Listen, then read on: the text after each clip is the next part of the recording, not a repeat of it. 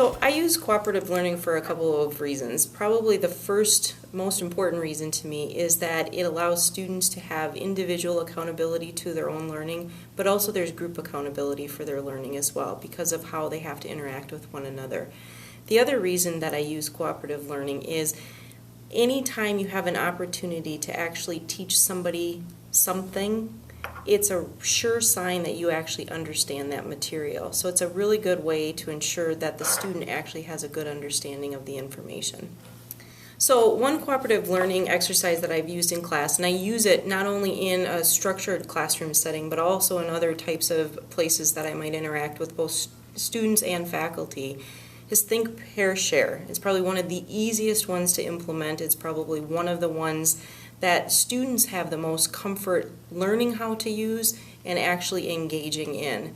So an example of one of the think, pair, shares that I've worked on, I used to teach a class where we would primarily deal with issues around threatened and endangered species and interactions with policy and so on.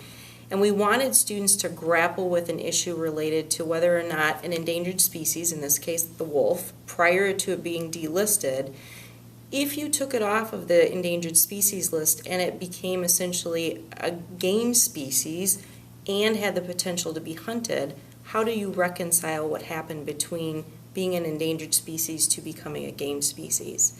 So we wanted the students to be able to have an opportunity to just think about it first, think about how they would answer it, share their thoughts with each other, and then reformulate how they might work through that particular issue, and then get it out into a larger discussion. And it was very engaging across all levels, not only between the two students, but also at the larger classroom discussion.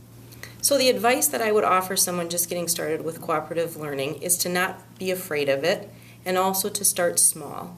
Once you have success with it and your confidence grows, it becomes much easier to continue to expand, kind of push yourself out of your comfort zone, try new and different things.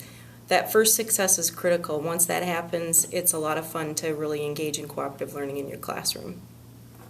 So based on the videos that you just saw, we'd like you to visit the discussion forum. And on that discussion forum, address this question: what seems challenging about using cooperative learning in the classroom, and how you might address those challenges? Undoubtedly, trying to engage students in their own learning in your field is going to present some new challenges for you if you've never tried cooperative learning activity.